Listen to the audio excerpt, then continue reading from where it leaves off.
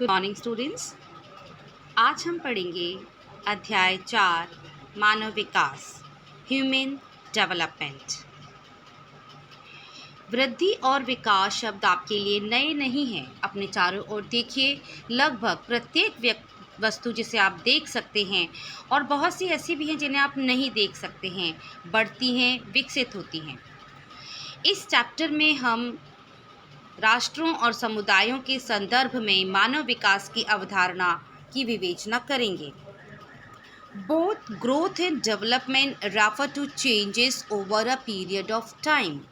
वृद्धि और विकास दोनों समय के संदर्भ में परिवर्तन को इंगित करते हैं।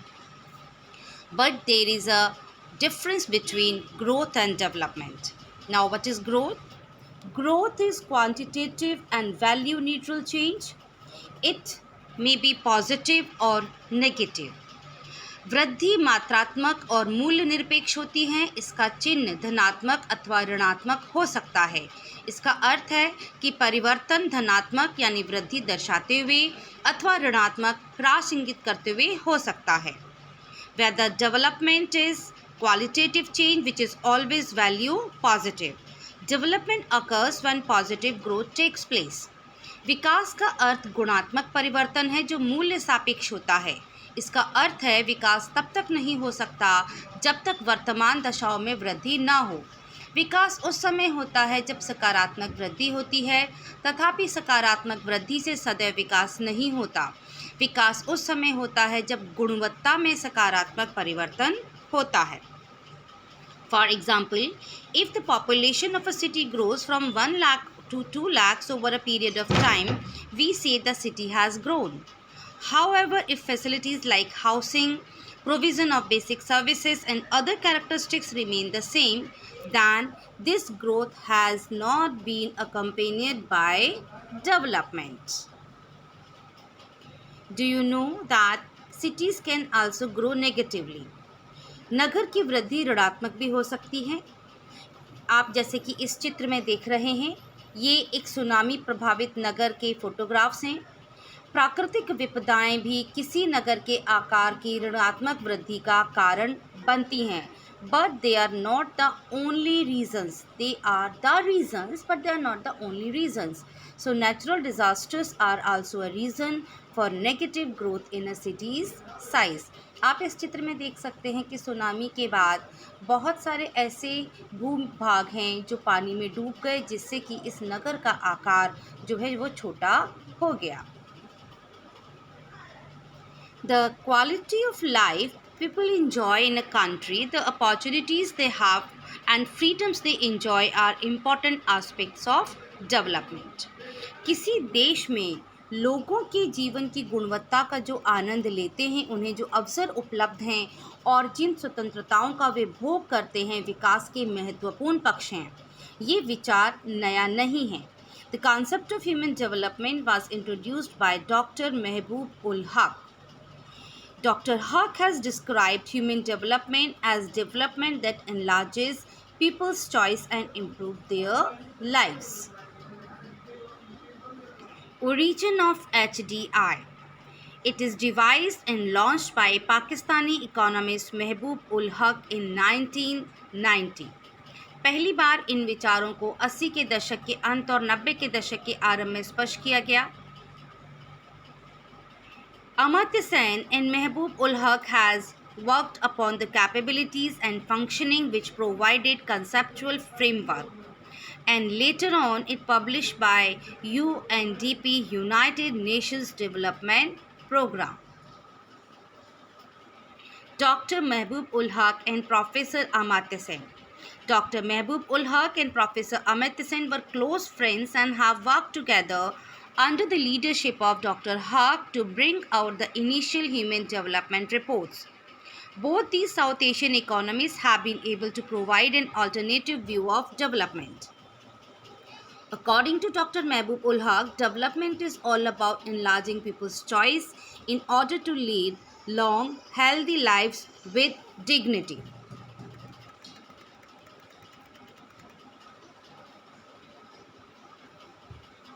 Dr. Huck's flexibility of mind and ability to think out of the box can be illustrated from one of his speeches where he quoted Shaw saying, "You see things that are and ask why. I dream of things that never were and ask why not." Doctor हक के मस्तिष्क की लोच और एक दायरे से बाहर सोचने की उनकी योग्यता उनके भाषणों में से एक भाषण में चित्रित की जा सकती है, जिसमें शॉ का उद्धरण देते हुए उन्होंने कहा, "आज जो वस्तुएं हैं उन्हें देखते हो और पूछते हो क्यों? मैं उन वस्तुओं का स्वप्न लेता हूँ जो कभी नहीं थी और पूछता हूँ ये क्यों नहीं है." Nobel laureate Professor Amartya Sen saw an increase in freedom or decrease in unfreedom as the main objective of development. Interestingly, increasing freedom is also one of the most effective ways of bringing about development. Nobel पुरस्कार विजेता अमर्त्य सेन ने विकास का मुख्य ध्येय स्वतंत्रता में वृद्धि अथवा परतंत्रता में कमी के रूप में देखा। रुचिकर बात यह है कि स्वतंत्रताओं में वृद्धि भी विकास लाने वाला सर्वाधिक प्रभावशाली माध्यम है। उनका कार्य स्वतंत्रता की वृद्धि में सामाजिक और राजनीतिक संस्थाओं और प्रक्रियाओं की भूमिका का अन्वेषण करता है। The works of these economists are path-breaking and have succeeded in bringing people to the center of any discussion on development. इन अर्थशास्त्रियों का कार्य मील का पत्थर है जो लोगों को विकास पर होने वाली किसी भी चर्चा के केंद्र में लाने में सफल हुए हैं। What is meaningful life? सार्थक जीवन क्या है? हमारा जीवन हम जिसे जी रहे हैं अगर उसका कोई अर्थ नहीं है, हम बेमतलब जिए जा रहे हैं, हमारे जीवन का कोई लक्ष्य नहीं है, तो हमारा वो जीवन सार्थक नहीं है। यहाँ आप देख रहे हैं एक फ्रेंड दूसरे फ्रेंड को जन्मदिन की शुभकामनाएं दे रही है, कह रही है कि जन्मदिन मुबारक हो, और जिसका जन्मदिन है वो सोच रही है मुझे अच्छे स्वास्थ्य की भी शुभकामनाएं दो, मुझे शुभकामनाएं दो कि मैं स्कूल की पढ़ाई पूरी करके कॉलेज जाऊँ। Wish me good health and also I want to be able to complete school and go to college. मतलब कि this is the target of her life to achieve the good education. मैं कुछ करने लायक बनना चाहती हूँ। अच्छा, तब तो तुम एक सार्थक जीवन जीना चाहती हो। It means so you want to have live a meaningful life. अगर हमारी लाइफ में कोई टारगेट नहीं है, अगर हम आगे नहीं बढ़ना चाहते, so there is no meaning of our life. Access to resources, health and education are the key areas in human development. अब हम यहाँ देखते हैं कि इसमें से किसका जीवन जो है सार्थक है। Which of these lifes in a meaningful life. एक तरफ एक डॉक्टर है, एक और दूसरी तरफ एक क्रिमिनल है। डॉक्टर सोचती है कि 1 साल के बाद आप अपने आप को कहाँ देखना चाहेंगे, तो वह सोचती है कि मुझे आशा है कि मैं कैंसर से रोग मुक्ति का एक सस्ता और अधिक प्रभावशाली इलाज ढूंढ पाऊंगी। और दूसरी तरफ क्रिमिनल सोच रहा है या तो मैं मर जाऊंगा या फिर मैं जेल में होऊंगा। तो जो अपने आप को इस तरीके से सोच रहा है कि मैं मर जाऊंगा या जेल में होगा, क्या इसका जीवन सार्थक है? Is his life is meaningful life? No. दूसरी तरफ जो एक डॉक्टर ये सोचता है कि I hope to find cheaper and more effective cure to treat cancer, is her life is more meaningful than the life of criminal. Now, 4 pillars of human development. मानव विकास के 4 स्तंभ। Just as any building is supported by pillars, the idea of human development is supported by the concepts of equality, sustainability, productivity and empowerment. जिस प्रकार किसी इमारत को स्तंभों का सहारा होता है, उसी प्रकार मानव विकास का विचार भी समता, सतत पोषणीयता, उत्पादकता और सशक्तिकरण की संकल्पनाओं पर आश्रित है। हम एक एक करके इन चारों स्तंभों की चर्चा करेंगे। सबसे पहले समता यानी equality. It refers to making equal access to opportunities available to everybody. लोगों को उपलब्ध अवसर लिंग, प्रजाति, आय और भारत के संदर्भ में जाति के भेदभाव के विचारों के बिना समान होने चाहिए। यद्यपि ऐसा ज़्यादातर नहीं होता है, फिर भी ये लगभग हर समाज में घटित होता है। उदाहरण के लिए किसी भी देश में ये जानना रुचिकर होता है कि विद्यालय से विरत अधिकांश छात्र किस वर्ग से हैं। तब ऐसी घटनाओं के पीछे कारणों का पता लगाना चाहिए। भारत में स्त्रियां और सामाजिक एवं आर्थिक दृष्टि से पिछड़े हुए वर्गों के व्यक्ति बड़ी संख्या में विद्यालय से विरत होते हैं। इससे पता चलता है कि शिक्षा तक पहुंच न होना किस प्रकार इन वर्गों के विकल्पों को सीमित करता है। सस्टेनेबिलिटी, सतत पोषणीयता। निर्वहन का अर्थ है अवसरों की उपलब्धता में निरंतरता। It means continuity in the availability of opportunity. सतत पोषणीय मानव विकास के लिए आवश्यक है कि प्रत्येक पीढ़ी को समान अवसर मिलें। समस्त पर्यावरणीय, वित्तीय और मानव संसाधनों का उपयोग भविष्य को ध्यान में रखकर करना चाहिए। इन संसाधनों में से किसी भी एक का दुरुपयोग भावी पीढ़ियों के लिए अवसरों को कम करेगा। Productivity here means human labor productivity or productivity in terms of human work। यहाँ उत्पादकता का अर्थ मानव श्रम उत्पादकता अथवा मानव के कार्य के संदर्भ में उत्पादकता है। लोगों में क्षमताओं का निर्माण करके ऐसी उत्पादकता में निरंतर वृद्धि की जानी चाहिए। अंततः जन समुदाय ही राष्ट्रों के वास्तविक धन होते हैं। इस प्रकार उनके ज्ञान को बढ़ाने के प्रयास अथवा उन्हें बेहतर चिकित्सा सुविधाएं उपलब्ध कराने से उनकी कार्य क्षमता बेहतर होगी और उत्पादकता बढ़ेगी। Empowerment, it means to have the power to make choices. सशक्तिकरण का अर्थ है अपने विकल्प चुनने के लिए शक्ति प्राप्त करना। ऐसी शक्ति बढ़ती हुई स्वतंत्रता और क्षमता से आती है। लोगों को सशक्त करने के लिए सुशासन एवं लोकोन्मुखी नीतियों की आवश्यकता होती है। सामाजिक और आर्थिक दृष्टि से पिछड़े हुए समूहों के सशक्तिकरण का बहुत ही महत्व है। Now approaches to human development, मानव विकास के उपागम। There are many ways of looking at the problem of human development. Some of the important approaches are the income approach, आय उपागम, the welfare approach, कल्याण उपागम, minimum needs approach, न्यूनतम आवश्यकता उपागम, and capabilities approach, क्षमता उपागम। इन सभी अप्रोचेस को हम डिटेल में देखेंगे। इनकम अप्रोच, आय उपागम। This is one of the oldest approaches to human development. Human development is seen as being linked to income. इसमें मानव विकास को आय के साथ जोड़कर देखा जाता है। विचार ये है कि आय का स्तर किसी व्यक्ति द्वारा भोगी जा रही स्वतंत्रता के स्तर को परिलक्षित करता है। So higher the level of income, the higher is the level of human development. दूसरा है वेलफेयर अप्रोच, कल्याण उपागम। This approach looks at human beings as beneficiaries or targets of all development activities. ये उपागम शिक्षा, स्वास्थ्य, सामाजिक सुरक्षा और सुख साधनों पर उच्चतर सरकारी व्यय का तर्क देता है। लोग विकास में प्रतिभागी नहीं हैं, किंतु वे केवल निष्क्रिय प्राप्त करता हैं। So the government is responsible for increasing levels of human development by maximizing expenditure on welfare. तीसरा है आधारभूत आवश्यकता उपागम, basic needs approach. This approach was initially proposed by the International Labour Organization. This is very important. और इसमें 6 न्यूनतम आवश्यकताएं जैसे स्वास्थ्य, शिक्षा, भोजन, जलापूर्ति, स्वच्छता और आवास की पहचान की गई थी।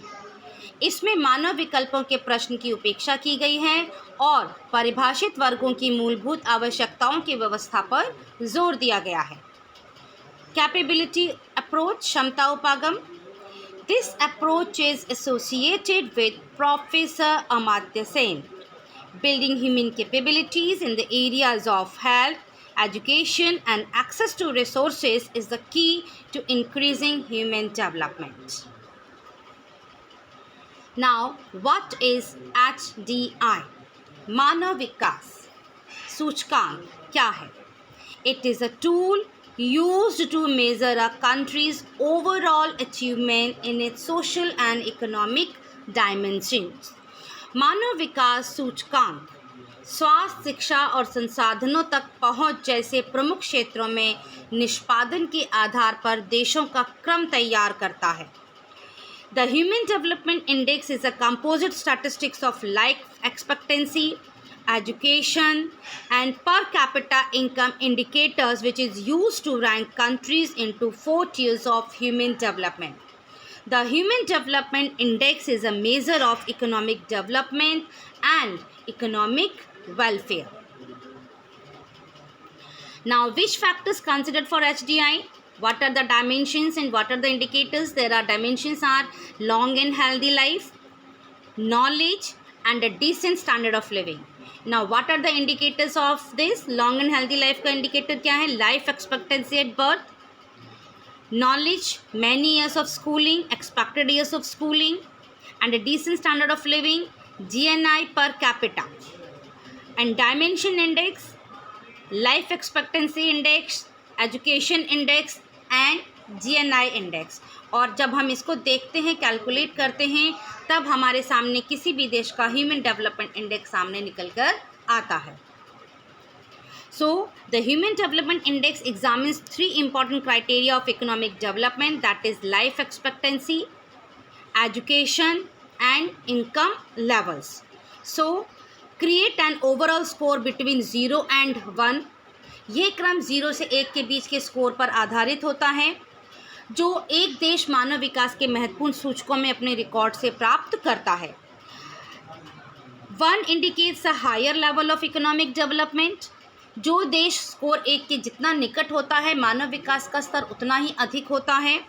And 0, it is a very low level. So the Human Development Index ranks the countries based on their performance in the key areas of health, education and access to resources. इसमें सबसे पहले हेल्थ की बात होती है. So the indicator chosen to assess health is the life expectancy at birth. स्वास्थ्य का मूल्यांकन करने के लिए चुना गया सूचक जन्म के समय जीवन प्रत्याशा है. उच्चतर जीवन प्रत्याशा का अर्थ है कि लोगों के पास अधिक दीर्घ और अधिक स्वस्थ जीवन जीने के ज़्यादा अवसर हैं. A higher life expectancy means that people have a greater chance of living longer and healthier lives. Education, शिक्षा. The adult literacy rate and the gross enrollment ratio represent access to knowledge. The number of adults who are able to read and write and the number of children enrolled in schools show how easy or difficult it is to access knowledge in a particular country. प्रौढ़ साक्षरता दर और सकल नामांकन अनुपात ज्ञान तक पहुंच को प्रदर्शित करते हैं. पढ़ और लिख सकने वाले वयस्कों की संख्या और विद्यालयों में नामांकित बच्चों की संख्या दर्शाती है कि किसी देश विशेष में ज्ञान तक पहुंच कितनी आसान अथवा कठिन है. नाउ एक्सेस टू रिसोर्स, संसाधनों तक पहुंच. It is measured in terms of purchasing power in US dollars.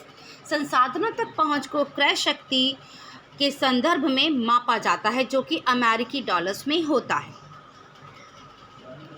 Each of these dimensions is given an weightage of 1/3. The Human Development Index is a sum total of the weights assigned to all these dimensions.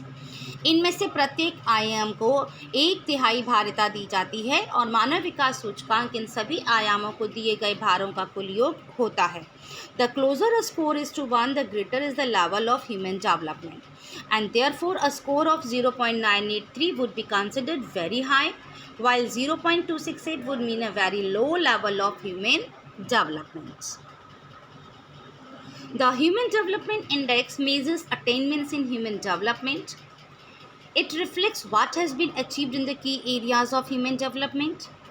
Yet it is not the most reliable measure. This is because it does not say anything about the distribution. फिर भी यह सर्वाधिक विश्वसनीय माप नहीं है. इसका कारण ये है कि यह सूचकांक वितरण के संबंध में मौन है. The Human Poverty Index is related to the Human Development Index. मानव गरीबी सूचकांक मानव विकास सूचकांक से संबंधित है. The shortfall in Human Development Index, it is a non-income measure. ये एक बिना आय वाला माप है. The probability of not surviving till the age of 40, किसी प्रदेश के मानव विकास में कमी दर्शाने के लिए 40 वर्ष की आयु तक जीवित न रह पाने की संभाव्यता. The adult literacy rate, प्रौढ़ निरक्षरता दर. The number of people who do not have access to clean water, स्वच्छ जल तक पहुंच न रखने वाले लोगों की संख्या. The number of small children who are underweight, अल्प भार वाले छोटे बच्चों की संख्या सभी इसमें गिने जाते हैं। So the human poverty index is more revealing than the human development index. तो मानव गरीबी सूचकांक मानव विकास सूचकांक की अपेक्षा अधिक कमी उद्घाटित करता है। New ways to measure HDI। Researchers have found links between the level of corruption or political freedom in a particular region. मानव विकास को मापने की विधियां निरंतर परिष्कृत हो रही हैं और मानव विकास के विभिन्न तत्वों को ग्रहण करने की नूतन विधियों का अनुसंधान भी हो रहा है। शोधकर्ताओं ने किसी क्षेत्र विशेष में भ्रष्टाचार के स्तर और राजनीतिक स्वतंत्रता के बीच संबंध ज्ञात किए हैं। राजनीतिक स्वतंत्रता सूचकांक और सर्वाधिक भ्रष्ट देशों के सूचीकरण पर भी अब चर्चा हो रही है। The United Nations Development Program (UNDP). Since 1990, the United Nations Development Program has been publishing the Human Development Report every year. और ये रिपोर्ट मानव विकास स्तर के अनुसार सभी सदस्य देशों की कोटि क्रमानुसार सूची उपलब्ध कराता है। The Human Development Index and the Human Poverty Index are two important indices to measure human development used by the UNDP. The case of Bhutan. यहाँ पर भूटान के केस की चर्चा करना बहुत ज़रूरी है क्योंकि भूटान विश्व में अकेला देश है जिसने सकल राष्ट्रीय प्रसन्नता यानी कि GNH ग्रॉस नेशनल हैप्पीनेस को देश की प्रगति का आधिकारिक माप घोषित किया है। Material progress and technological developments are approached more cautiously, taking into consideration the possible harm they might bring to the environment or the other aspects of cultural and spiritual life of Bhutanese. प्रसन्नता की कीमत पर भौतिक प्रगति नहीं की जा सकती, ऐसा भूटानियों का मानना है। सकल राष्ट्रीय प्रसन्नता हमें विकास की आध्यात्मिक, भौतिकता और गुणात्मक पक्षों को सोचने के लिए प्रोत्साहित करती है। Thus, this simply means material progress cannot come at the cost of happiness. GNH encourages us to think of the spiritual, non-material and qualitative aspects of development. यहाँ आप देख सकते हैं सड़कों की लंबाई, अस्पतालों की संख्या, सकल घरेलू उत्पाद, सकल राष्ट्रीय उत्पाद अगर बहुत ऊंचाई पर भी जा रहे हैं तो भी सेटिस्फेक्शन, एम्प्लॉयमेंट, हैप्पीनेस और हेल्थ अगर नीचे की तरफ हैं तो हम उस देश को मानव विकास सूचकांक की दृष्टि से किस तरफ रखेंगे, ये सोचना, ये प्रश्न, यह बहुत ज़रूरी हो गया है। इंटरनेशनल कंपैरिजंस, अंतर्राष्ट्रीय तुलनाएं। Often smaller countries have done better than larger ones in human development. Similarly, relatively poorer nations have been ranked higher than richer neighbors in terms of human development. For example, उदाहरण के तौर पर हम ले सकते हैं कि श्रीलंका, त्रिनिदाद और टोबैगो का मानव विकास सूचकांक भारत से ऊंचा है जबकि ये अपेक्षाकृत छोटी अर्थव्यवस्थाएं हैं। इसी प्रकार कम प्रति व्यक्ति आय के बावजूद मानव विकास में केरल का प्रदर्शन पंजाब और गुजरात से कहीं बेहतर है। तो ये हम कह सकते हैं कि ये ज़रूरी नहीं है कि क्षेत्रफल या फिर बहुत बड़ी अर्थव्यवस्थाएं ही मानव विकास सूचकांक में अगले पायदान पर हो सकती हैं। Global countries can be classified into 4 groups on the basis of the human development scores earned by them. अर्जित मानव विकास स्कोर के आधार पर देशों को 4 समूहों में वर्गीकृत किया गया है।